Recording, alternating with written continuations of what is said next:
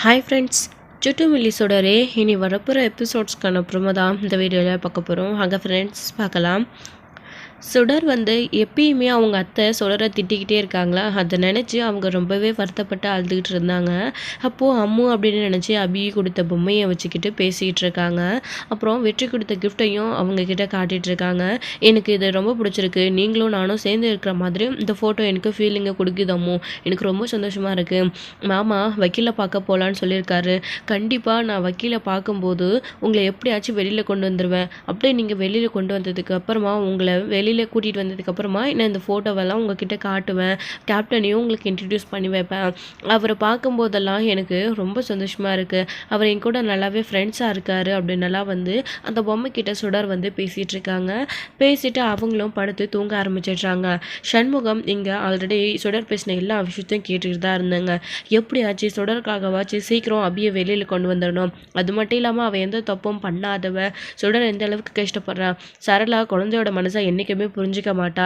அவள் சுடர் இங்கே இருக்கிற வரைக்கும் இப்படி தான் பிரச்சனை பண்ணிக்கிட்டே இருப்பா. அபி வந்துட்டா எல்லா பிரச்சனையும் சரியாயிடும். சுடருக்கு அம்மா அப்பான்ற ஏக்கம் இனி வராமல் இருக்கும். எப்படியாச்சும் அபியை வெளியே கொண்டு வந்துடணும் அப்படின்னு சண்முகம் நினச்சிட்டு அவரும் போயிட்டு தூங்க ஆரம்பிச்சிடுறாரு. மறுநாள் காலையில் ஸ்கூலுக்கு போகிறதுக்காக இங்கே தருண் தியா ரெடி ஆகிட்டு இருக்காங்க. அப்போது சுடரும் ரெடி ஆகலாம் அப்படின்னு சொல்லிட்டு கிளம்பும்போது, சுடர் இன்னைக்கு நீ ஸ்கூலுக்கு போக வேண்டாம் அப்படின்னு சொல்கிறாங்க. ஏன் மாமா ஸ்கூலுக்கு லீவ் போடக்கூடாதுன்னு சொல்லியிருக்காங்க அம்மு, ரொம்ப தப்பு அதெல்லாம் அப்படின்னு சொல்கிறாங்க. இல்லை சுடர், நம்ம முக்கியமான ஒரு இடத்துக்கு போகிறோம், அப்போ நீயும் கூட வரணும். நான் உன்னை கூட்டிகிட்டு போகணும்னு நினைக்கிறேன். நீ ஸ்கூலுக்கு இன்றைக்கி போக வேண்டாம், நான் இன்ஃபார்ம் பண்ணிக்கிறேன் ஸ்கூலில் அப்படின்னு சொல்கிறாங்க. என்ன இப்போ என்ன உத்தியோகம் வந்துடுச்சு, நான் அவளை கூட்டிகிட்டு போகிறேன். பேசாமல் நான் சொன்ன மாதிரி அவளை ஸ்கூலுக்கு அனுப்புறது நிறுத்திட்டு கடைக்கு உதவிக்கு கூட்டிகிட்டு போங்க, பிரயோஜனமாச்சும் ஆகும். அவளுக்கு யார் ஃபீஸ் கட்டுவான் அப்படின்னலாம் அவங்க ரொம்பவே கஷ்டப்படுத்தி பேசுகிறாங்க சுடரை. சரலாம், நீ கொஞ்சம் பேசாமல் அமைதியாக இருக்கியா? தருண் தியா நீங்கள் 2 பேரும் ஸ்கூலுக்கு கிளம்புங்க, சுடர் போக வேண்டாம் அப்படின்னு சொல்கிறாங்க. சரிங்க டாடி அப்படின்னு சொல்லிட்டு, அப்பாடி இன்னைக்காச்சும் இவள் ஸ்கூலுக்கு வராமல் நிம்மதியாக ஒரு நாளாச்சும் போவோம் அப்படின்னு சொல்லிட்டு தியா ஒரு பக்கம் நினச்சிக்கிட்டு தருண் தியா ஸ்கூலுக்கு கிளம்புறாங்க. நீ போயிட்டு சரலாம் பிள்ளைங்களை ஸ்கூலில் விட்டுட்டு வந்துடும் அப்படின்னு சொல்கிறாங்க. துரைக்கு அப்படியே என்ன முக்கியமான வேலை இருக்குது பிள்ளைங்களை ஸ்கூலில் விடுறத விட அப்படின்னு சொல்லுவோம். சரலா இப்போ தானே சொன்னேன் சுடரை கூட்டிகிட்டு நான் ஒரு இடத்துக்கு போகணும், வெளியில் போகணும் அப்படின்னு, நீ போய் விட்டுட்டு வந்துடுறேன், ஏன் ஸ்கூலில் கூட விட முடியாதா என்ன அப்படின்னு. விடுறதுல எனக்கு ஒரு பிரச்சனையும் இல்லைங்க, இப்போ உங்கள் தங்கச்சி மகளை கூட்டிகிட்டு நீங்கள் எங்கே போகிறீங்க அப்படின்னு. இது என்ன கேள்வி, வக்கீலை பார்க்க தான் போகிறோம் அப்படின்னு சொல்கிறாங்க. ஓ, நான் எவ்வளோ சொல்லியும் கேட்காம இந்த அளவுக்கு ஆயிடுச்சுல, இப்போ எவ்வளோ கூட்டிகிட்டு வக்கீலை பார்க்க போகிறீங்கல்ல, போங்க இப்போ என்னமோ பண்ணுங்க. அவளை வெளியில் எடுக்கிறேன்னு அவ்வளோ 1,00,000 கொடுங்க, 50,000 கொடுங்க, 20,000 கொடுங்கன்னு கேட்பாங்க. அதுக்கெல்லாம் எங்கே பணம் வச்சுருக்கீங்களோ நானும் பார்க்குறேன். ஆல்ரெடி இங்கே ஃபீஸ் கட்டவே பணம் இல்லையா 3 பேருக்கும். இப்போது இதில் சேர்த்து கேஸ் வேறு. என்னமோ பண்ணுங்க, மிச்சம் இருக்கிறது இந்த வீடு மட்டும்தான், அதுவும் அவன் அம்மா பேரில் இருக்குது. அவன் அம்மா பேரில் இல்லைன்னா நம்ம பேரில் இருந்தால் இந்நேரம் இதையும் அடகு வச்சுருப்பீங்க. எப்படியோ குடியிருக்க வீட்டையாச்சும் விட்டுட்டு போயிருக்காளையா, அது வரைக்கும் சந்தோஷம். மீதி இன்னும் இருக்கிறதெல்லாம் என்னத்தை முழுங்கலான்னு இருக்காளோ அவள் தெரியல. போய் பண்ணுங்க போங்க அப்படின்ற மாதிரி இங்கே சரளாக பேசிகிட்டு இருக்கமோ, சுட நீ கிளம்பி, நீ முதல்ல அவள் பேசுறதெல்லாம் பெருசாக எடுத்துக்காது அப்படின்னு சுடரை கூப்பிட்டுட்டு சண்முகம் அங்கேருந்து கிளம்பிடுறாரு எதுவுமே பேசாமல்.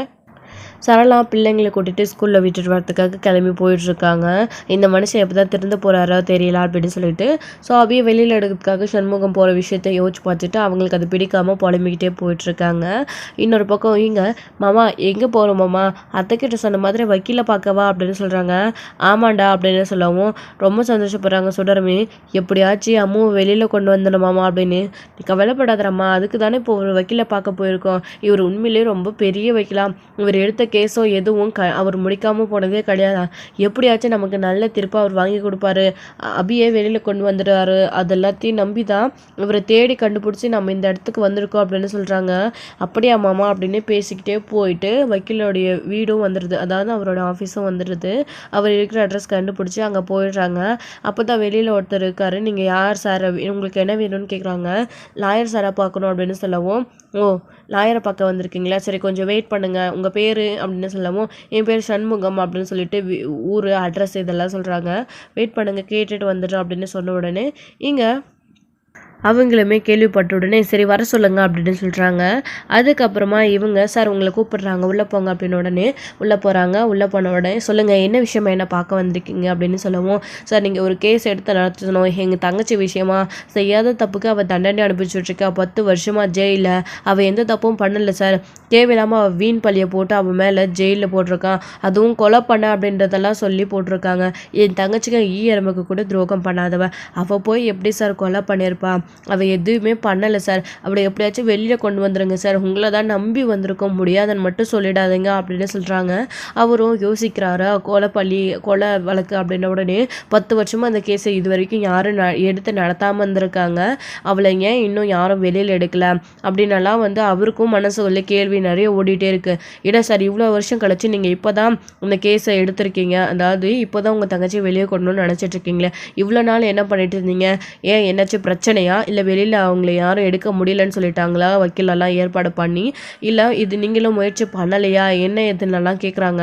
சார் அப்படியெல்லாம் எதுவும் இல்லை சார், அவளோட கேஸே இது வரைக்கும் இன்னும் போகவே இல்லை கோர்ட்டுக்கு, இப்போ தான் சார் அபியை பற்றின விஷயம், அபி எங்கே இருக்கான்றதெல்லாம் எனக்கு தெரிய வந்துச்சு, அவள் 10 வருஷத்துக்கு முன்னாடியே அவளுக்கு பிடிச்சவனை கல்யாணம் பண்ணிக்கிட்டு எங்களை வேண்டான்னு தூக்கி எறிஞ்சிட்டு போயிட்டா, அவள் எங்கேயோ போய் சந்தோஷமாக இருக்கோன்னு தான் நினச்சோம், ஆனால் ஒரு நாள் அவள் புருஷனை நான் பார்க்கும்போது தான் எனக்கு விஷயம் தெரியும் அப்படின்னு சொல்கிறாங்க.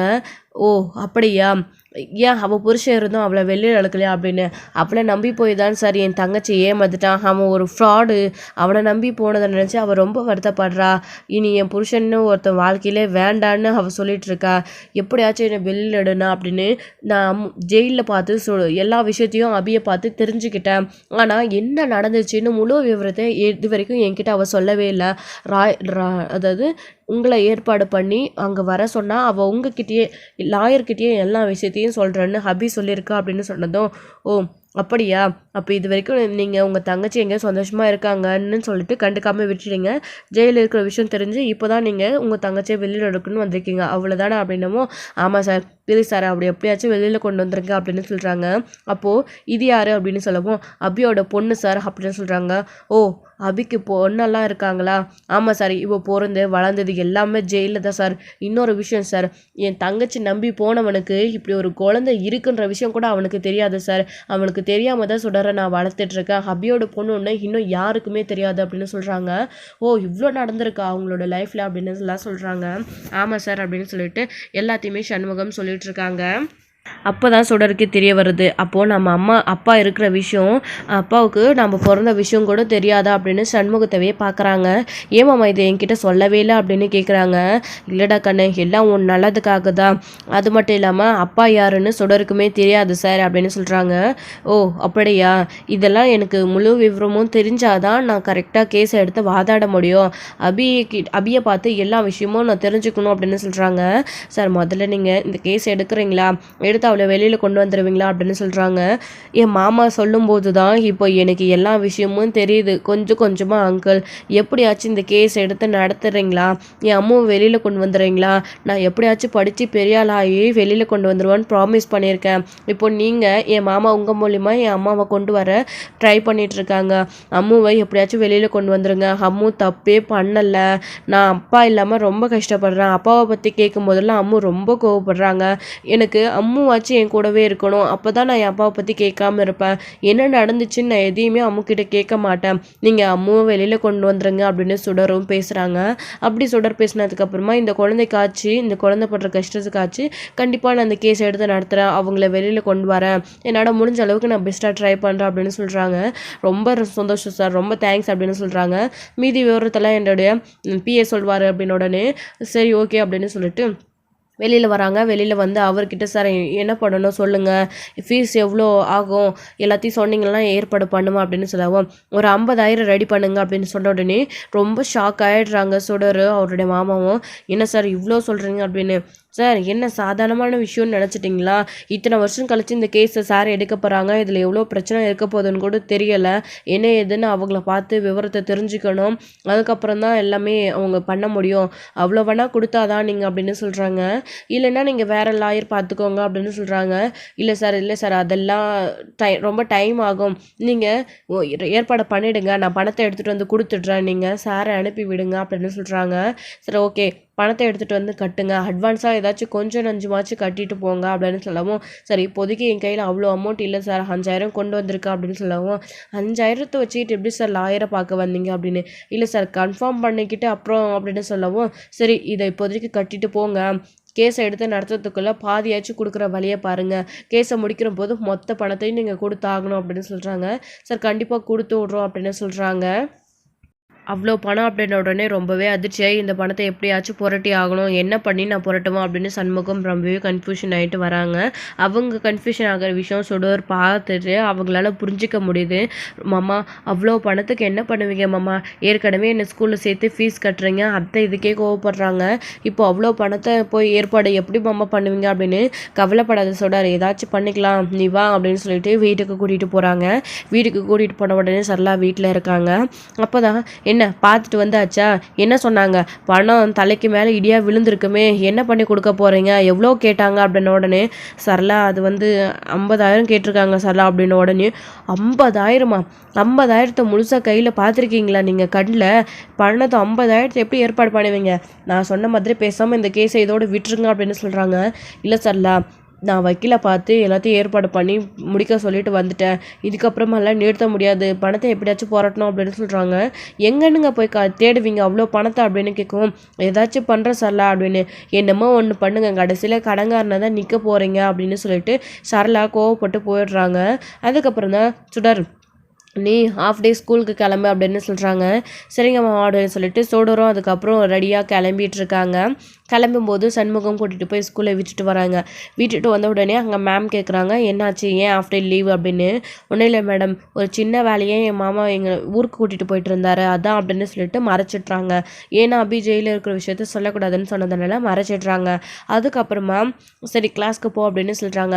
லஞ்ச் டைம் முடிஞ்சதுக்கப்புறமா கொஞ்ச நேரத்துலேயே ஸ்கூலில் ஃபெஸ்டிவல் மாதிரி வருது, அதுக்காக டான்ஸ் போட்டி, பாட்டு போட்டி, கவிதை போட்டி, இந்த மாதிரி இன்னும் நிறைய போட்டிகள் இருக்குது. அதில் யாரெல்லாம் கலந்துக்கிறீங்களோ அவங்களுக்கு ஒரு 10,000 ரூபாய் வரைக்கும் ப்ரைஸ் கொடுக்கறதா அவங்க சொல்கிறாங்க. அதை கேட்ட உடனே இங்கே சுடருக்கு ரொம்பவே சந்தோஷம். அப்படி அவங்க பணம் கொடுக்குறான் ஸ்கூலில் இந்த ஃபெஸ்டிவலுக்காக, அதாவது இந்த டான்ஸ் காம்படிஷனுக்காக வின் பண்ணுறவங்களுக்கு அப்படின்னு சொன்ன உடனே சுடருக்கு தோன்ற ஒரே விஷயம், நாம் மாமாவுக்கு இந்த பணத்தை ஜெயிச்சுட்டு போய் கொடுத்தா ரொம்ப ஹெல்ப்ஃபுல்லாக இருக்கும் அப்படின்னு தான் நினைக்கிறாங்க. அம்மாவுக்கு வெளியில் கொண்டு வர மாமாவுக்கு கொஞ்சம் கஷ்டம் இல்லாமல் இருக்கும், நம்மளால் நிறைய மாமாவும் கஷ்டப்படுறாரு அப்படின்னு சுடர் நினச்சிக்க ஆரம்பிச்சிடுறாங்க.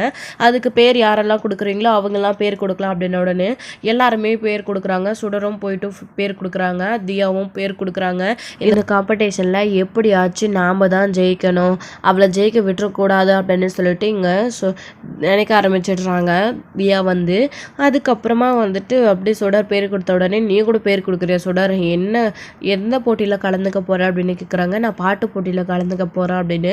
பாட்டு போட்டியா, நீயா, உனக்கு பாட்டெல்லாம் பாட வருமா அப்படின்னு சொல்லிட்டு ஸ்கூலில் கிளாஸில் ஃப்ரெண்ட்ஸ் எல்லாம் கலாய்க்க ஆரம்பிக்கிறாங்க.